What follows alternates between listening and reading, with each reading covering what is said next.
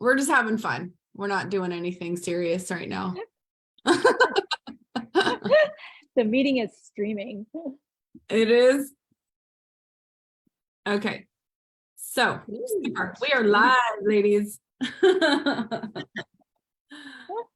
We are live. Awesome. Cool. Yay. So it's awesome to see you both, like from such different parts of my world. I'll give a little background and then we'll kind of hear from each of you. So I'm Vanessa and I really want to write. And I've been writing for a long time and I have a few projects that I'm working on. I've had a few people in the last, two people in the last like 3 weeks come to me and say, when's your book out? I'll help you write. I'll help you do these things. Wow, that's amazing. Right? Yeah. I mean, wow. So I thought, all right, I got to get serious about this. And you two, Kelly and Daphne, are the most dedicated writers, a couple of the most dedicated writers I know. Daphne, you actually talked about having a writing group months ago. So this is our version of putting a writing group together, and in the wild spirit, I was like, let's just go live and see what happens and create something where people can join us and write with us and ask us questions. So basically this is an experiment. We're just here to play and write and provide a service and an opportunity for people to join us. And we're going to share our writing processes, our challenges. We'll even write together on this group. And we encourage you guys to ask us questions, to come write with us, follow along on the prompts, whatever. We're just going to like make this up and see how it goes. But your improv background. Yes. Yeah. Yep. Yep. That's So all writing is anyway, right? It's an You know, improvisation. Yeah. Better believe it. But honestly, yeah, you're right. Giving, if we can offer something to the people out there, the future writers, the current writers, just something that we could, offer feedback, information, whatnot. Mm-hmm. Yeah, exactly. So good. So I thought you guys are so creative and amazing. And Daphne and I go back to our 20s. We met not writing. Well, you were writing for a marketing department, but I was an executive and assistant for a terrible CFO.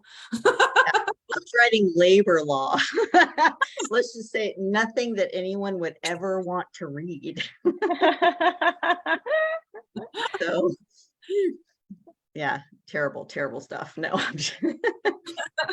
So boring, right? Oh my goodness. Wow. OSHA regulations. There's just nothing more exciting and enticing than OSHA regulations.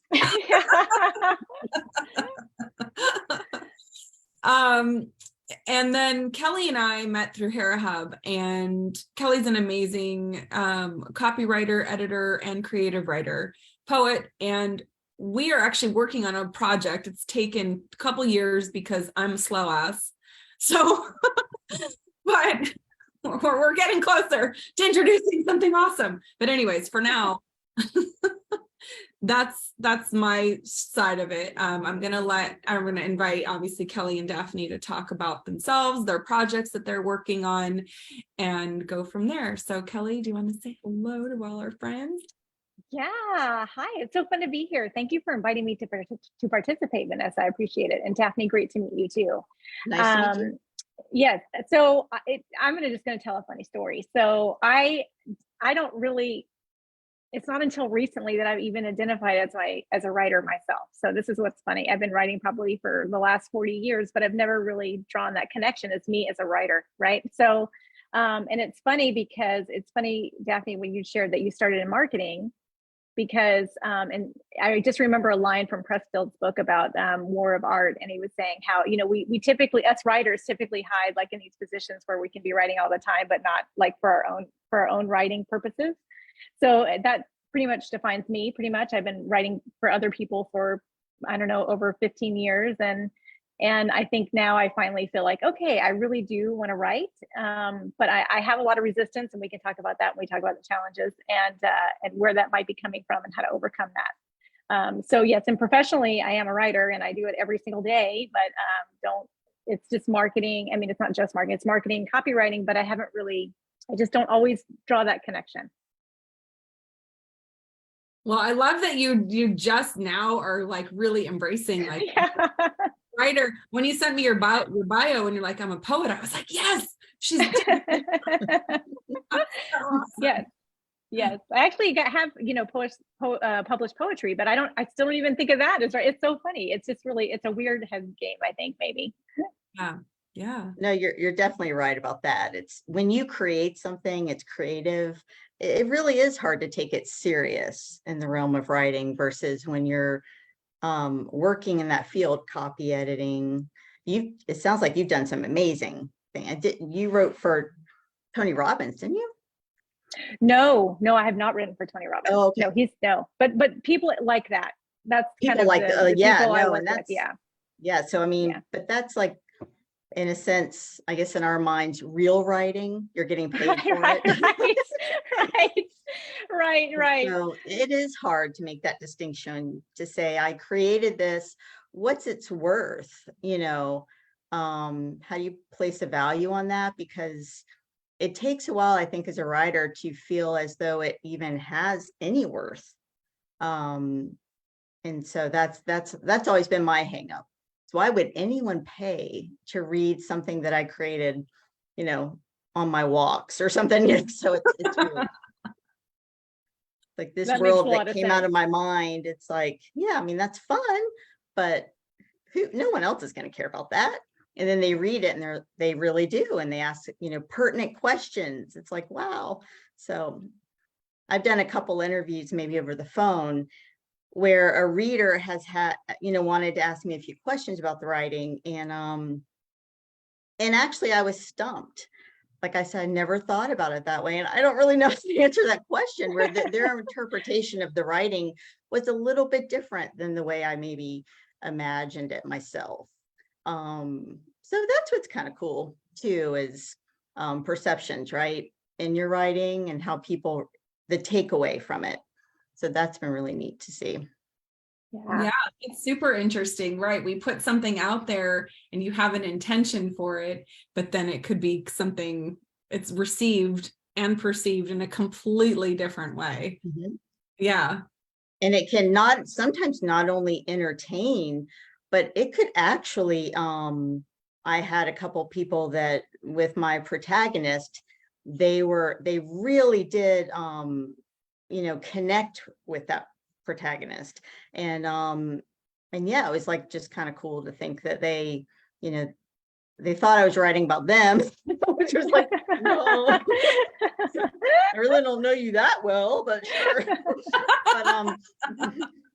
But yeah, and so, but it's really neat to think that maybe like they had that connection and it maybe made them feel good about something, or, you know, or so that was interesting, all these things. Yeah. Well, what's cool between us is that we all have very different styles and very different backgrounds, very different struggles. So for me, I write in the realm of like mindset and personal development. I do have stories, but I've never shared them publicly. I do a lot of poetry. Yeah, I have a few cool stories, but I've just never shared them. And then Kelly, you write professionally and you are creative and you're published a poet. Hello. And Daphne, you are a published fiction writer and indie author. Mm-hmm. So indie it's all, right. Yep. So we have very different backgrounds and very unique perspectives, but we share a common goal of being very creative, having a lot of obviously stories in our minds, and we're just on different levels of that, different, you know, areas of that path, or different right. going to the same thing, which is to have a tangible, finished body of work Mhm. and get the Sure. crazy out of our heads, right? Yes, yes, yes. And then once you create that body of work, then you're kind of like, what now? What do I do now? So, but Kelly, you're technically a good writer. So, and so right away you have that kind of, a self-esteem, I guess you could say, and knowing that your writing's going to be good structurally, technically. Someone like me, I come at it completely. My background is not writing necessarily, as far as like college or whatnot. So that was kind of a strange thing too, is just the technical aspect to say, is my writing good enough? Some people truly, even if it was professionally edited, but still I send it to the editor and I'm like going, ugh, was that a mess? That kind of thing. Yeah. So, that's a real hard thing sometimes if that's not your background, but you've always wanted to do it. Where do you Daphne, start? why don't you tell us about the books the genre that you write within, that you're in currently, and then we'll go. Mhm. Yeah. So basically, the books that I published were YA, young adult, and they were sci-fi, kind of like sci-fi, a little bit of fantasy. But I'm actually switching gears now to like paranormal, like thriller, more scary type things, but with romance. But But you have to have romance. I mean, what? No, but Love it. yeah, I mean, come on. But yeah, it's just something about, it's a thing where you're watching a scary movie, but if there's like a love story attached to it, like all your senses are, on overdrive or whatever. I just like that. So I'm like, I'm gonna start writing what I like, so yeah. So that's, that kind of, and it's romance in the sense of destiny, soulmate, twin flame, those kind of romance. It's not necessarily erotic. Not saying that the books might not I mean, they will have, sex scenes or something like that, but it's not specifically erotic or anything like that. It really is truly more romantic, Mhm. but with something supernatural in there. Yeesh, so Yeah. I that's love what I'm doing now. That's so awesome. So I read your first book, which I really loved. And I have the other two that I will be reading next. But I love the idea of just like breaking out into a new genre. It's, Kelly, you're going from like writing courses to writing creative stories. You're going from sci-fi to paranormal, and I'm going Right. from my imagination to reality. Love it. Love that. All over the place. Try it all. Do it all. Do it all until you find what you love, and then stick with it. Yeah, exactly. Okay, so Kelly, tell us what's your like shift right now? So what are you working on? Yeah, that's kind of been one of my hangups because I'm going to go back to what Daphne said.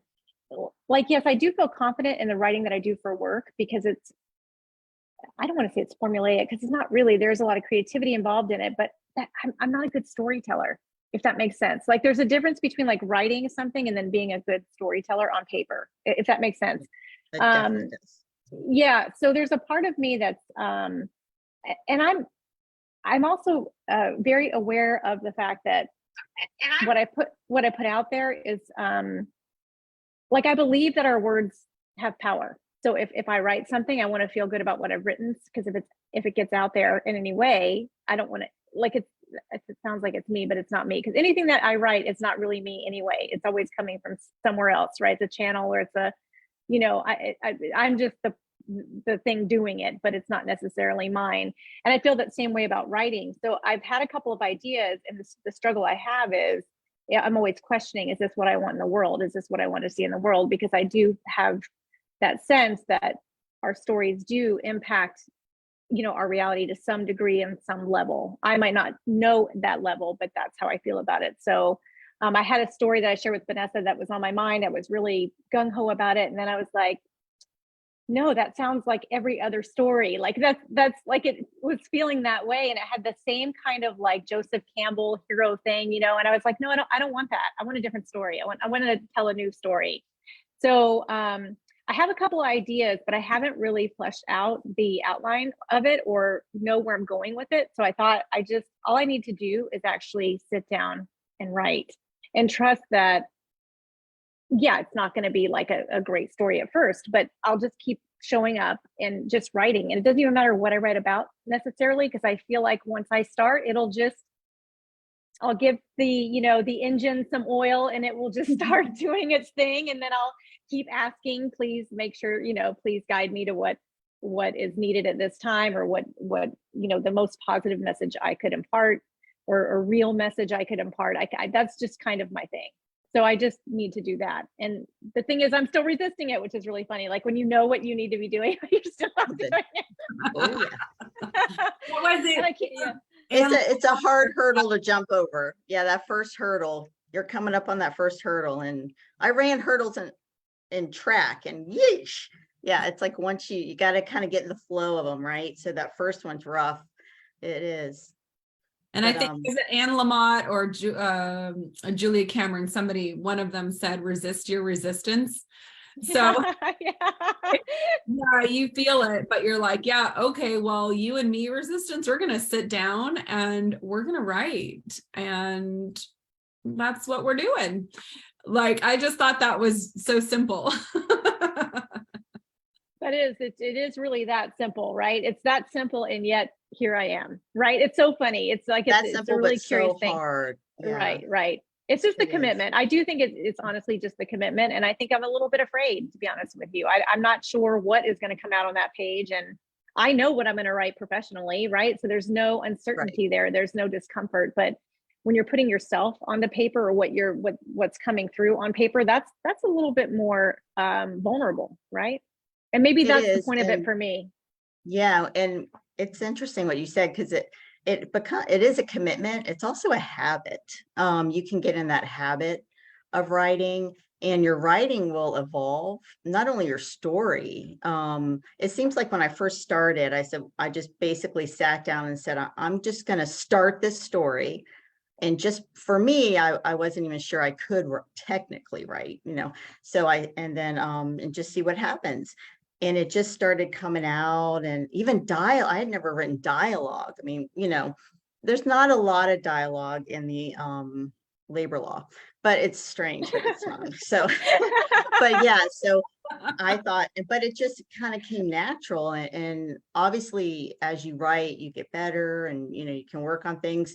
But Kelly, you're right. Like the strangest thing was the fact that the story just seemed to take on a life of its own, and I was just a catalyst, and then some sort of like mechanism to get the words on the page. And sometimes I would write at night, fall in bed, go to sleep, wake up the next day, read what I wrote, and it was as if I'm like, who wrote this? It was strange. It was really weird sometimes. And I think I was in that writing zone, where you really are into the zone of writing. And yeah, it's just a strange thing. I don't know if it's like a certain part of your brain or what, but yeah, it's a really neat thing to see that happen. And that is really just formulating that habit of writing.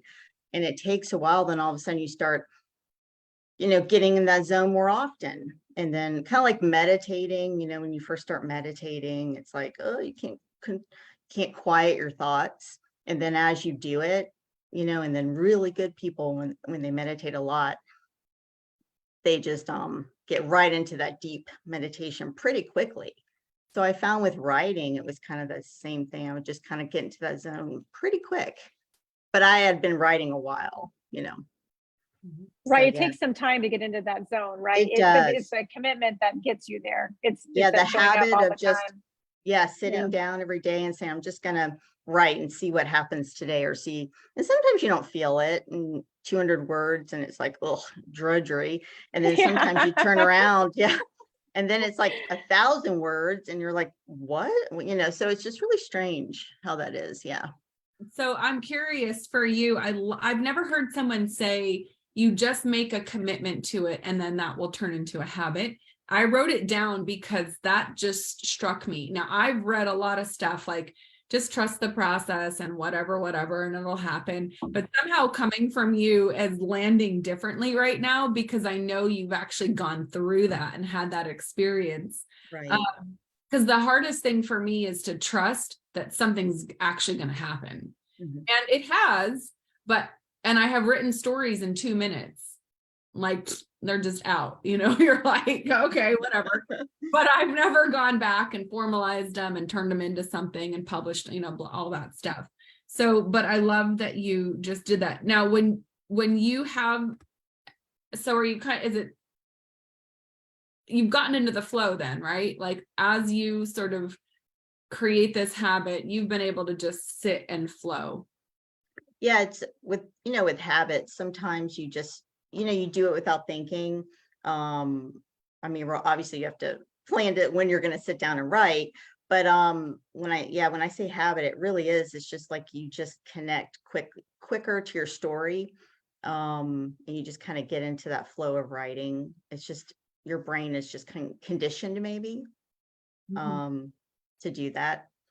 That's what I found with me. Whereas if I take a break from writing for a while and I'm basically breaking that habit, and I have to get myself into that habit again. Kind of like running, it's like first when you're running, you're like, okay.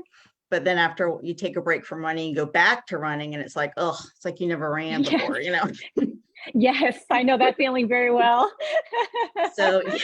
Whereas if I write, I find when I would write every day, yeah, it's just everything was better. My writing was better. I thought about the book more all the time. It doesn't mean I always had a good writing day, but it usually was productive in some sense. If anything, the editing was great that day or something, you know what I mean? But it was just that kind of that structure. Oh, I love that. And I love knowing that that's like the real thing, because people write about it, but you don't know them, and you're like, Right. When Stephen King says it, you're like, so what do you do? But yeah. Same thing. But when your friend says it, you're like, okay, I'm going to Yeah. try. And do you keep writing? This is just a quick question for Daphne. Do you keep writing even if you don't really have a feeling about what that story is going to be? Like, do you keep yourself in that habit of writing just to keep the habit of writing? When I have found myself productive in my writing, I do. But I may even have to make myself, because if I don't, I will get out of that quick. Writing's hard. It's hard. I mean, I find it to be, creating is not hard. I love that part. I call it plot lining. So what I do is I go on these walks and I'm plot lining how I'm an outliner to a certain extent, not detailed, but just basic, like kind of, with sci-fi, it's kind of have to a little bit. So just basic, big outlines of kind of where I want the story to go. So yeah, so if I get off that habit of doing that and the writing associated with it, it's just, then I'm fumbling through. But if I stay with my little system, it just seems to flow better. Did I answer your question? I think I got off on a tangent. Well, I guess no, that makes a lot of sense with the outline. I guess I was curious, like in between books, like let's say, you wrapped up one and you don't quite have an idea for the next one. Do you still continue to write during that interim until like the percolation, kind of stews it up again? Or I do. Now, it's interesting you asked that, because the 3 books I have are basically, the second book takes off exactly the same scene. And I think of, I write scenes. I don't know why, but like it was like the next scene, and that's where so my books just basically take off from where the last one ended.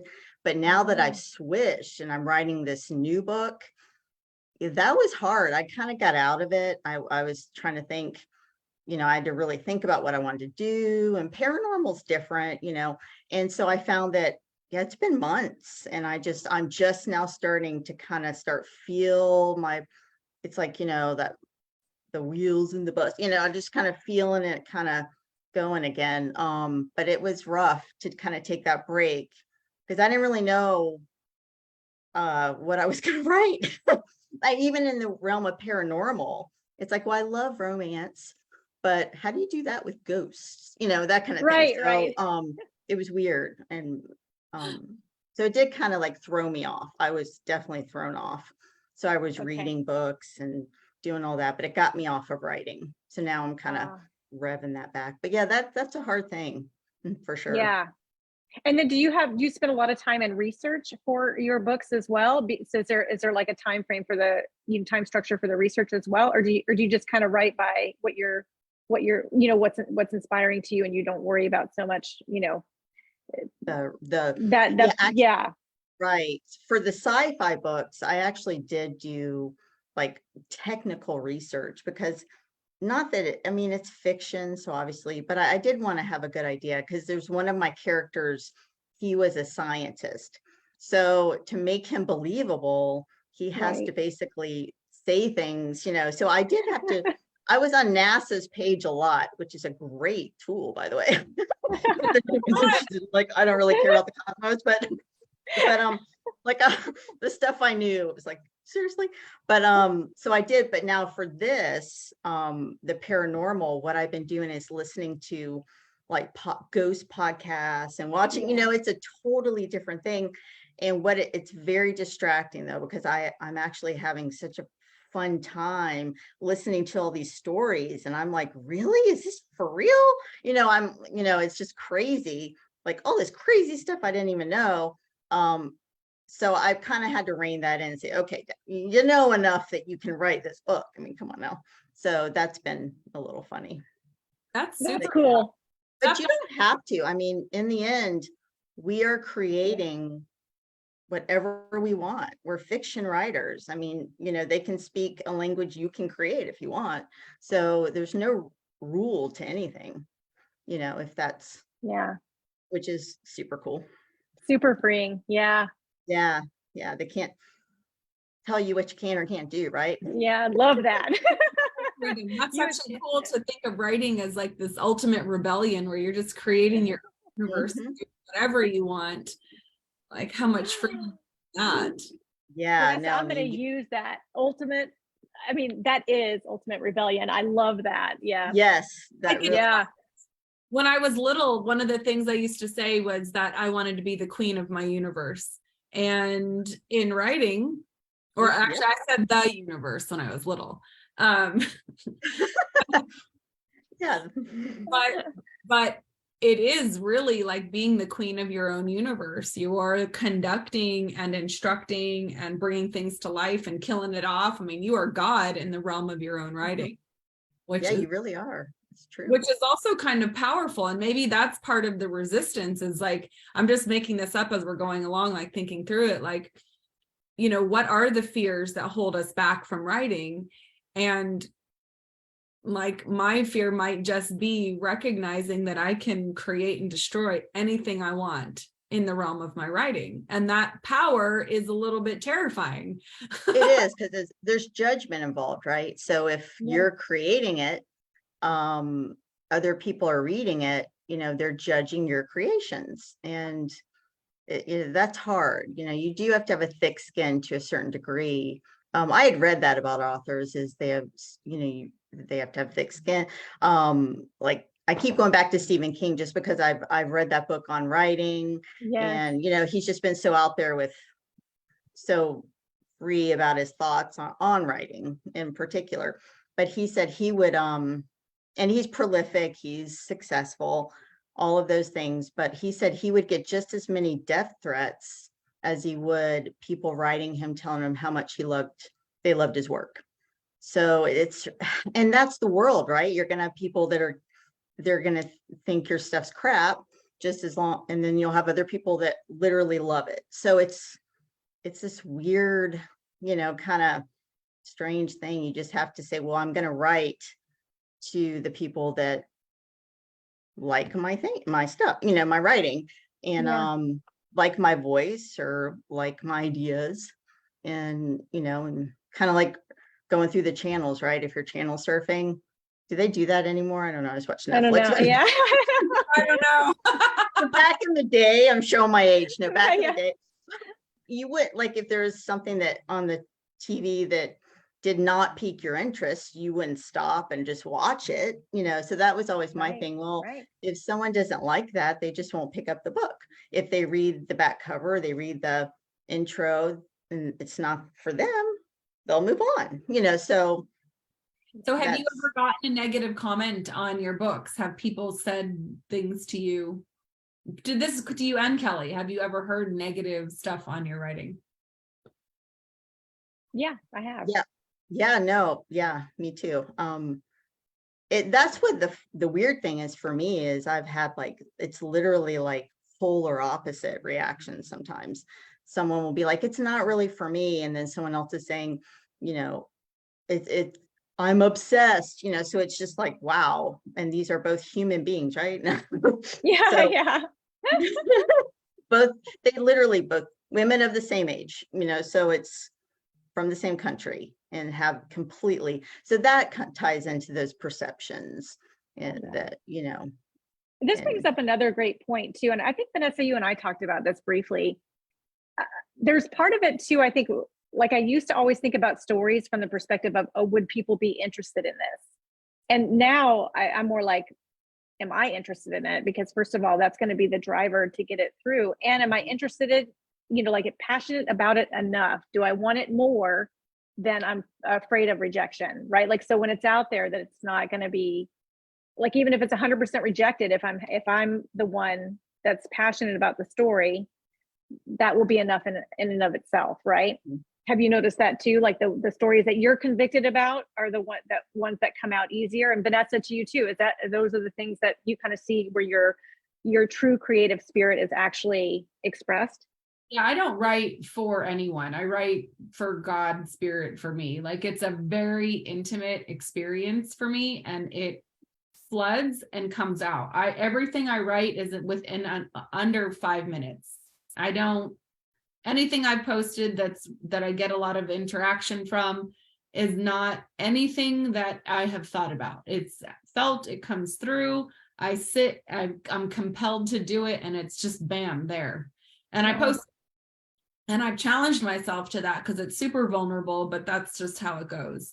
I'll go back through and edit things or whatever, but for the most part, that's how it happens. And I never think that I'm writing this for women in business. I mean, the articles I've published, yes, I think about that, right?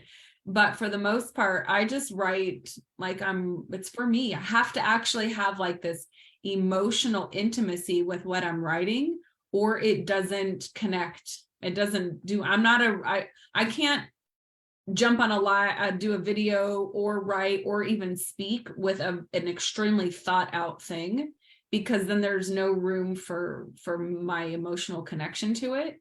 So I have found that if I just follow the emotionality of whatever is coming up, that has the most energetic attraction for people. It's almost like it's magnetic in a way. And I've learned to just trust that. Now with a book, it's much more intentional. And I'm actually really scared of writing because it has to be intentional. And I'm afraid of losing that juice, that it won't have that. So that's a long answer to your question, but it's like, I just write because it's extraordinarily pleasurable when I actually write. And that's why I've always been drawn to your post in particular. When I've seen that you posted, I'm like, ooh, I want to see what she says, because it is kind of such an intimate, I guess it gets us inside your mind. And it does connect us with you. And that's why I've always loved reading your posts. And they're always really well written too. I mean, for Facebook, I'm like a K person. This is, and it's like a picture, but yours are like elaborate and like, wow. I mean, and this is just a post, you know what I mean? It's not even like something that's going through an editing process or anything. So, yeah, and I think that you could do that with a book. I think you'll find that even if you'll probably write longer, but I think it's still going to be that same type of feel that you're talking about, that emotional connection, even through a book, if you're writing something for you. And that ties into Kelly's question too, is I agree. Everything I write is for me. You know, it's something that I would like to read. Because if I, you know, and if no one else wants to read it, that's fine. But I have to write something I would like to read. Because there's so many books I read.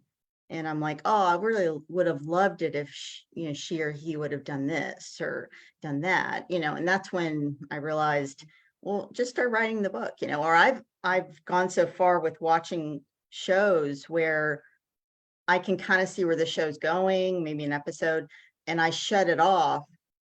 And I go to bed and I'm like, I'd rather just be lost in my thoughts because I want the show to go this direction. And I will actually daydream the show with my own outcome. Isn't that weird? Love that. No, I But love it's like, that. yeah, and sometimes I like it better than what, the actual outcome is on the show. But that ties into like R.R. Martin, I think, with that last, they really want to know, what's going to come out of his mind, so they're, waiting and waiting. But yeah, it's just, I think that's kind of important for a writer to write something you love. That's interesting There will because be other you're people that will love it too. What'd you say? yeah. I think that's really interesting because to me, when you were talking about the shows, it's like you're practicing storytelling. Yeah, I've You're always done practicing that. storytelling. Yeah, I mean, it's that's so so weird. amazing. I would do that. When you're falling asleep, this is going to be like the weirdest thing, but when you're falling asleep and you're kind of like, okay, and you really need to go to sleep. So I'm going to go ahead and start this dream process. Am I the only one that does this? I don't know. But you go ahead and you start this, like, let me start a dream for myself, and again, I may be the only person, but I will do that. I'll just take a show or whatever, and I'll just think out like a story, and then I fall asleep to it. That is so cool. I've never heard anybody say that, but I think that is absolutely I do it literally every night. That's how I put myself to sleep, is through a story in my head. And I've got my favorite stories, and I started saying, well, why don't you just start writing? One is about a night. I had like my latest one has been very like it's like a medieval type thing. Romance, Love of course, that. but Yeah. but yeah, no, it's bizarre, but that's me. That's really cool. Yeah, I'm going to practice that tonight when I go to bed. It helps you fall asleep. It really does, when you're not, because I can't think of the day-to-day stuff, the Monday, it's like, then I start thinking, oh, did I do that? Did I, and then I'm just not falling asleep. But if you get lost in a story of your thinking, you will, fall asleep. I love that. Yeah. Okay, Kelly, we're going to practice that. Yeah, I mean, I just think your imagination, I think we lose so much of that when we're not really engaging in our imagination. And you just gave a really useful tool that anybody can use right now, before they go to bed, just to play. Like, it doesn't have to have any kind of boundary, or like, it can just go wherever. I mean, that's really cool. I'm gonna use that just to kind of re-spark that, childhood imagination where your mind didn't know any limits to what could be created. Yeah, that's really cool. Well, what I love about dreams is like, there's no limit to the dreams. Yeah, there's no limit to what can happen in a dream. There's no restrictions. There's no, where I think I know I'll speak for me, but Kelly, you know this, and Daphne, you know this, when you worked at Genial, was like, there's so much restriction on your writing, and you could only do it within these parameters. And so, excuse me, that activates that convergent thinking, which means there's only one way to write this. And you get really trapped in that. I think when we tap back into our imagination and pay attention to our dreams and really activate our dreams, you're opening up that divergent thinking that we sort of lose as adults. And you start to reactivate possibility and all the crazy, wild things that could potentially happen. And that's where I think it's really fun to write from that space.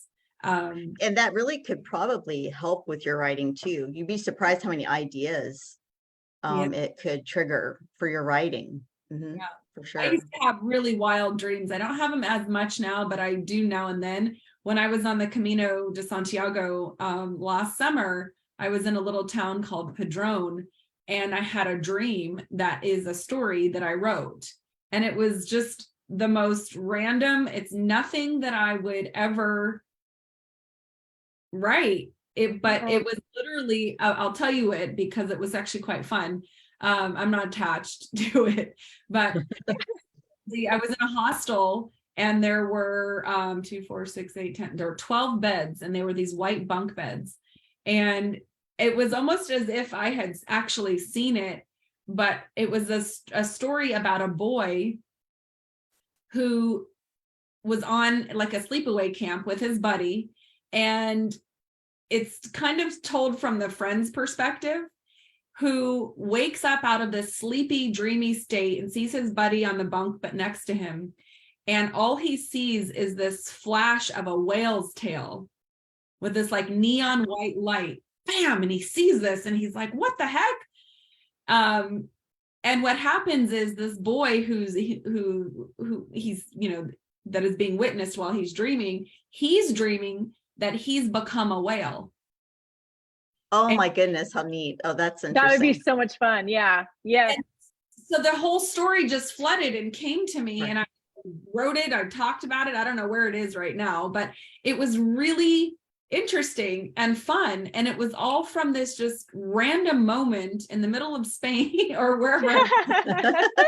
So you go like, where do these things come from? And like Elizabeth Gilbert talks about in Big Magic, there's this collective, right? This creative collective. And these ideas come to you and you can take them and do something with them, or someone else is going to take them and do something with them. Right. So it's just kind of neat to say, like, it's not just that we're activating our imagination, it's like we're reconnecting with that creative collective, so to speak. Right. No, that's really neat. That's a neat way Yeah. to say it. You're like, whoa, okay. And it ties too into something you said, Kelly. Like you've thought you thought of writing some things, but it's kind of already out there. But do you want to do it? And and the consensus is from the thousands of podcasts that I've listened to and this and that, is your voice is so unique. And people, sometimes it can be the same story, but with your voice, and that's how it's different, and they can connect with it, whereas they may not connect with it with someone else's voice. So it really is, it can be very different, although the same story. It can be That's very a really different good 'cause you're point. telling it. Yeah. So Yeah. that's, Yeah. That's Yeah, a really that's- good point. Yeah. that's a whale tail. That draws your attention in the Yes. perspective of the, Yeah. that's cool. I mean, I first thought of Moby Dick, but I mean, that's just because of the whale's tail. Yeah. I've actually never read Moby Dick. Oh, okay. That's why I'm saying, like, it was so incredibly random, but I think the beauty was just, I was so stress-free and in a completely different environment that it activated different things. Now I was in the middle of Spain. I wasn't near water. I wasn't thinking about fish, like, whatever. So, but it was an extremely cool experience. So, but there's to say that our inspiration can come from so many different ways or so many different places. And to your point, like how we express it is going to be so different because it's coming from such different backgrounds, such different types of creativity, such different motivations, whatever. So it's I think it's endless. When you go into Barnes and Noble and you look at the number of books there, you're like, Right. Yeah. And you know what? It's so funny. You're right on, because if you said to Daphne and I, if you said, okay, we're going to all write a story about a man on a horse who's traveling in Europe and he is going to find the love of his life, go write that story, we would come back with like completely different Right. stories. Like it would not, even though the whole storyline is the same, the way it's told, the characters may all be different. So that's yes. So you're right. It doesn't matter if the story is already out there. It matters if it's a story that I'm passionate about telling. yeah. Mhm. Yeah. So true. Do you guys want to do like a 5-minute response to a prompt? And I do. And I also, Sure, that'd be great. yeah, I think we should just just for my own mental memory, just kind of recap some of the things that we talked about so I don't forget. Do it. Okay, because I know at the beginning we talked about making the commitment, that the commitment is, you know, whatever that commitment means for you, like whatever, because I know you have your own system, Daphne, you've developed your own creative system that works for you, but making that commitment so we can sit in the flow, like that's like it, we have to show up and make it a habit before we can kind of get in that flow state more consistently. Let's say that. Sounds like we have to resist. I have to resist my resistance and do it anyway. And it doesn't matter. I don't have to think about anything other than what is the story I want to tell and just show up to write. And that our imagination is our greatest, you know, ally here. And we can do that by practicing at night if we can't go to sleep, or even if we just enjoy doing it, creating stories ourselves in our minds. I'm sure there's more, but those were the top ones that I could remember. I just wanted to remember myself, like what we had talked about. So I don't leave that's this great. call. Yeah. Yeah, so I don't leave this call going, what did we talk about? Daphne, do you want to add anything to that? Because I'll summarize that in our chat in our Yeah, Yeah. and also I liked Vanessa when you talked about the creative collection is I think that was the term, but that, you know, it's so interesting. Like I think that we all probably have a plethora of stories floating around in our mind, but like even what Kelly was saying, we don't tap into them, you know, because of maybe jobs or this or that, or maybe our own esteem dealing with, you know, oh, that's silliness or, you know, whatever. But I think that creatively, it's like getting back to the kids and imagination, right? So we're adults, but are we really? Or adults in different, you know? what But does yeah, that just mean anyway? I know. Like Down- we're as a I'm kid, still over there thinking about ridiculous, like, but yeah, it's like that we probably all have all these great stories, you know, floating around. It's just, can we grab it and write it down? You know, that Right. collective. What was you had said? Yeah, I liked that. I just kind of thought of like stories floating around over everyone's heads, you Yeah. know. So You like take a net and you catch it. yeah, let's write that. Yeah. There's a famous poet that said she was relaying her process and how she came up with her poetry, and she said, well, it's always around, it's just a matter of whether I want to grab the train or not. And she said she saw those the poem come in, it would come in probably like you experienced, Vanessa, where it comes in, and if you take it and grab it, you get it, right? Or sometimes the train just passes you by, right? You didn't grab it fast enough, or you didn't. And I thought that was so profound, because that's definitely my experience with writing poetry. It does seem to kind of, you know, and then it's gone. So you can either grab it, or it's, you know, somebody else is going to grab that train, you know? So that's so true. Yeah, wow, that's neat. Catching the train. Yeah, are you gonna catch that train, get on that train, or you're Get just on the gonna wave, stand like, there and just whatever. watch it go by? Yep. Wow. Yeah. I'm impressed with poetry. Anyone that can write poetry, wow, that's impressive. Definitely. I'm impressed with book writers, because anybody who can write a book is pretty darn impressive and committed. Exactly. Yeah, I'm kind of in awe of it, because as I'm starting it, I'm like, man, this is intense, you know. So It like your baby. You have to nurture it. cool. Okay. So where do we want to get a prompt from? Does somebody have a prompt? Or I have a couple that I actually went to Chat GPT. Love it. Perfect. Love it. Using AI to get Very your timely. Yes. streamline going. Yeah, love it. Yeah. And I put in quirky writing prompts. Oh, Okay, that's grab great. paper. That'll be Love fun. it. So I'll tell you the 5, and then we can just decide what you wanted, which one, and we'll just write on the same one. So the first one is where the protagonist is a time traveler, and he keeps jumping back and forth, or she, between historical events, but every time they come to the present, the world has changed in bizarre and unexpected ways. Wow. Wow, Yeah. they're going a while then. Yeah. Well, this one was super crazy. This was like, imagine a world where people's emotions are visible as different colors that swirl around them. Ooh, Right. like aura or something. Yeah, like an aura. So write a story about a character who discovers that they have the ability to control the emotions of others by manipulating Oh, wow. their auras. That'd be a great show. Oh, wow. Oh, wouldn't that be amazing? Okay, the third one is write a story about a group of aliens who come to Earth and become obsessed with art and creating their own art. But every time they go to their artistic endeavors, they quickly spiral out of control as they start incorporating really strange and dangerous materials into their work. That would be really fun, actually. That would be a fun one. Wouldn't that be fun? Okay, and then 4 is create a character who's cursed by the ability to always tell the truth, no matter what. And then number 5. There's a movie. I remember Yeah. that. Liar, liar.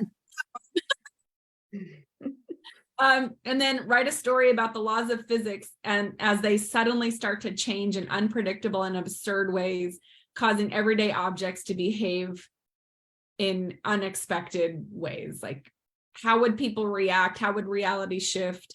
And how would you adapt to the new rules of the world? So those are I complex. have to go back to laws of physics from physics class. Yeesh. And we can E scratch. equals MC squared. What's going on now? Yeah, I don't even know if I know the law of physics besides gravity. Is that even a law of physics? I'm not even sure. I don't know. Either. I love the Maybe you we'll know, like do it. Yeah, one of the Yeah. others. That sounds too sciencey. Okay. the emotions one sounded really fun. Yeah, Okay. that's great. Yeah, could you say that one more time? Yes. All right. Let me get to that one. And this one is okay. And I'm going to also put it in our chat. So this is a fun one. And this is Okay. for anybody who's listening to us and wants to jump in and participate in the writing section of what we're doing. Let's see, who is anybody with us? Nope. We have a very quiet, oh, we have one person with us. Okay. Who's Imagine that lucky person? Yeah. watching us right now. Let me see. Do a shout out to Yeah. Okay. Imagine a world where people's emotions are visible as different colors that swirl around them like auras. Write a story about a character who discovers that they have the ability to control the emotions of others by manipulating the colors of their aura.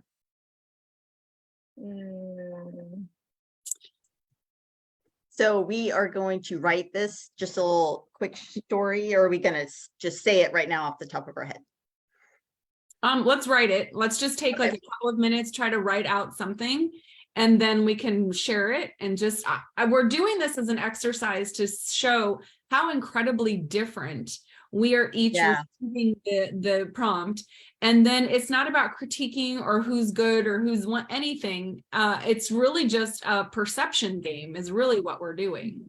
And to say that you might have an intention to write something or say something, but like, you know, how people receive it's going to be completely different, and how you obviously write based on that prompt, it's going to be completely different.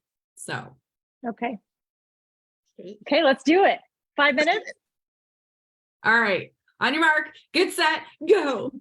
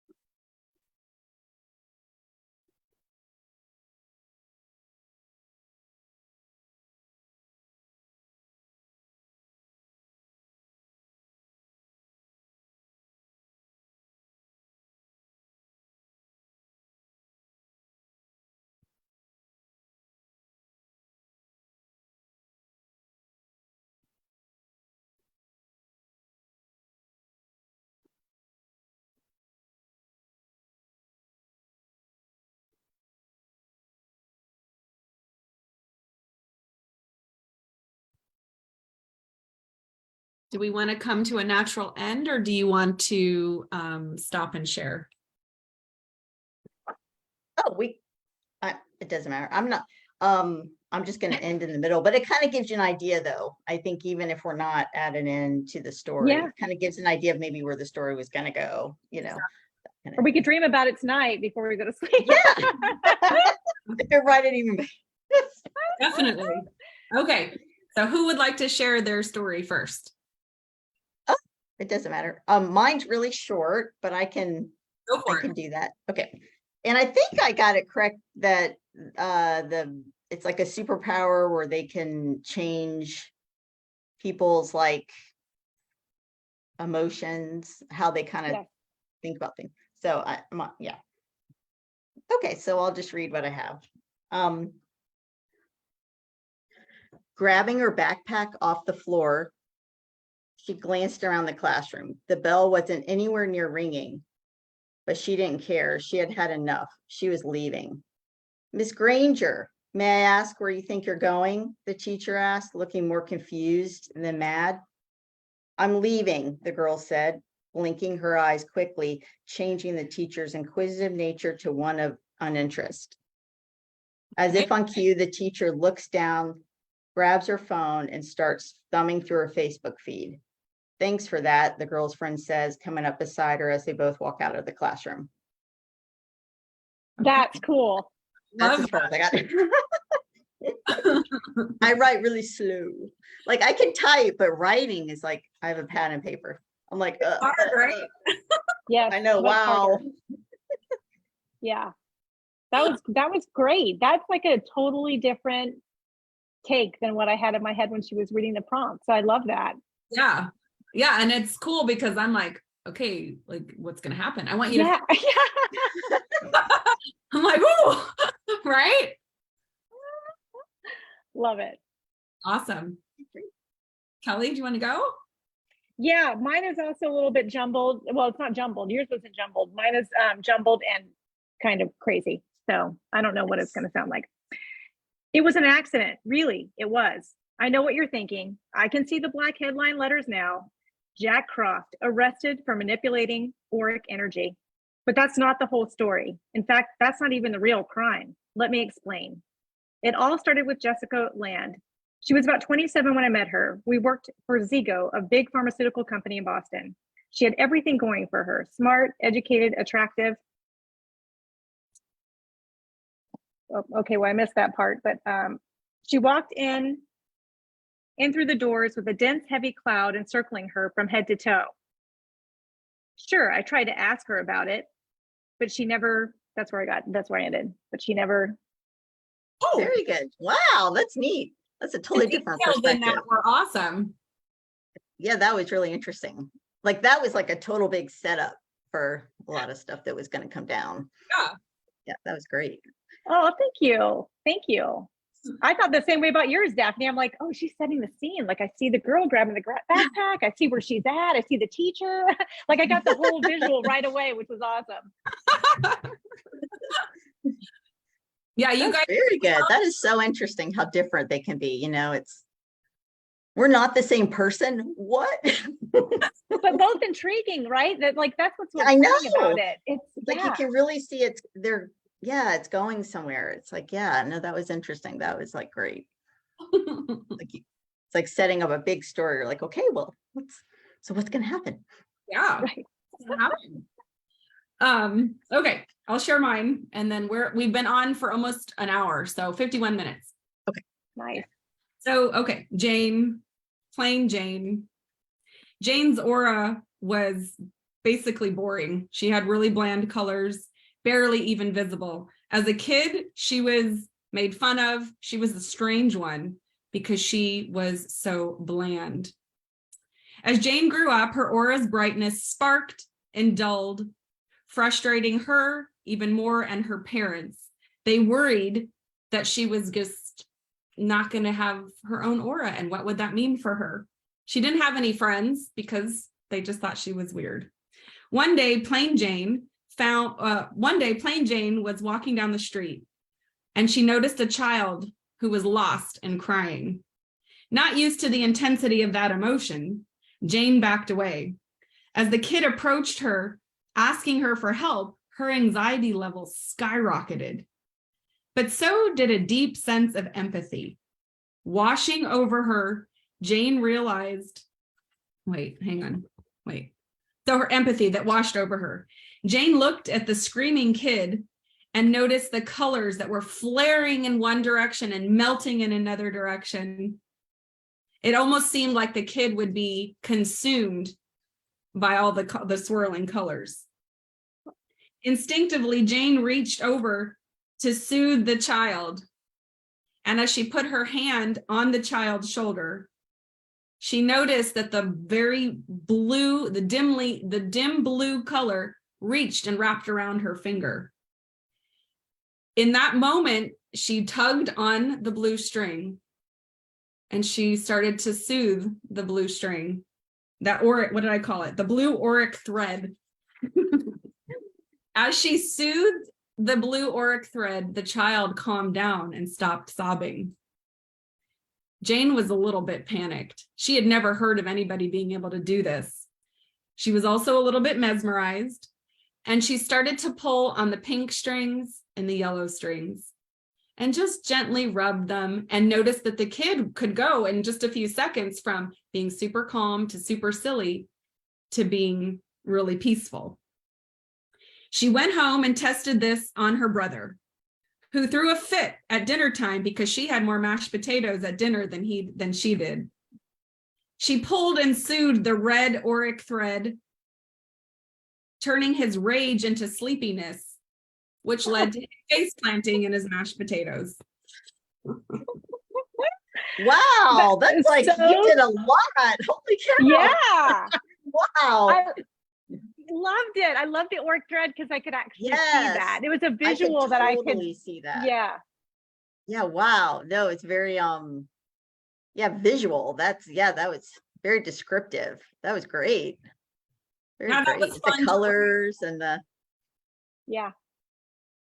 Yes. that's so interesting. I know that, like 3 completely different stories, and we all wrote. Yeah. So that's also exciting. Yeah, that's true. I wrote more words now than I did all night now. But no, yeah, that was great. That was a lot too. You're very prolific. Holy cow. Yeah. Blood Good. out if I give it the chance. Well, that's exciting. What a neat exercise. That was really neat just to see. Yeah. We both I- had, yeah. we all had the same prompt, but yet just came at it different ways. Mhm. And I could see the power of like just making yourself answer a prompt. Like if I were going to write, but wasn't sure what I was going to write yet, even just choosing a prompt and writing about it would probably stir up a lot. Mhm. Yeah. Yeah. Yeah, it could definitely give you, I think that's what a lot of authors have been using AI for, or is basically to help with prompts of their writing, to kind of, to help with writer's block Yes. Oh, that specifically. makes sense. Yeah. If they just can't seem to come with an idea, they'll use that to kind of flesh out some stuff. I haven't done that, but sounds like awesome. No, it totally helped me get over my writer's block back in November when I started using AI. I was like, oh my God, this totally got me out of my slump, because I've been in, Kelly knows, I've had a really hard time tapping back in. And what I discovered at first was like, oh, cool, this could write for me. And then it was like, I don't want it to write for me. Right. You want your voice. Yeah. Yeah. To see the possibilities again, because when Yeah. I'm blocked, it's almost like it's like creates a little square in your brain, right? Mhm. And Yeah. I wasn't able to pull, I just couldn't see it or feel it. So I'm unblocked now. Yeah, Wow. no, that I know. I really I haven't done anything with it yet, because like Kelly, you were saying, I kind of have my little system, and so I just haven't even stopped for a moment to think how I can incorporate that into my system. Well, but if your it system's sounds working, like I such a wouldn't. great tool. Yeah, but if your system's working, I wouldn't tamper with the system either. Exactly. Can I tell AI to hit me and say, right, fool? Like, Give me that 5 reasons I should accountability. write. Yeah, yeah. Hopefully that's what this group can do for us all, is to just be like that extra voice to help us, stay with our projects, can stay accountable to ourselves, but also to each other. And more than even ourselves and to each other is actually to the project, is to stay Yeah. to what we're writing. So we're going to be doing this on Thursdays. This was an experiment today to see what we don't have any idea, but how this would come out, or how we would all interact and how much fun this would end up being. So we'd like to do this at least 2 or 3 times, maybe 4 times a month. I'm completely open. And Yeah, I'm open to that too. And I will say one thing that I found with readers, like if readers were very interested in the processes of writers, is also they really want to know like how much the authors that they like are writing. Mhm. They're really interested in that, to know, how much do you write, or how much did you get done? So that could be something too with the accountability for the 3 of us. If we have 3 ongoing projects every week, where are we with that project? Yep. Okay. That would be. Yeah. Sure. Okay, awesome. Well, we invite emerging and established authors Otters. otters Feels like being an Otters are otter really sometimes. cute. Yeah. to join us, ask questions, listen, watch, write with us, write with us live, or we'll post the prompt always with our videos, so that you can just share it and partake in it. And then you can always share your stories with us too. We'll have a place where you can submit your stories and share them, because why not? That'd be great. Yeah. Okay, super. Well, meet us back here next Thursday at 4 p.m. Pacific Standard Time. We will do this again. We'll have another prompt, and each week will be a little bit different, and we'll just keep writing, regardless of what's going on in real life, because I know, we all have kids, we all have dogs, we all have travel plans, we all have things and people, and We all have lives. we all have lives. But we don't want to sacrifice our writing anymore. That's the thing that we were trying to make more of a priority. And Right. How do we fit it in? Exactly. Yeah. Awesome. Awesome. All right, you guys, for those who are watching, we each have our websites up on our YouTube channel called Write With Us. Check out our work, connect with us, comment below, follow, share, all the good stuff. Oh, and subscribe, because right now we have one subscriber, and I think that might be one of us. Wow, I don't think I've subscribed to. That's so me. So Technology. Oh. Exactly. Come hang out with us, come write with us. And if you have any questions, or there's a topic that you guys want us to talk about and kind of give to a broader conversation, we're happy to do that. Awesome. Thank you, Vanessa. Thank you, Daphne. Thank you. It was great Yes, to meet thank you. You too. You too. I look forward to next week. Me Yes. too. See you next week. Bye. Okay. Bye. Yeah. Bye.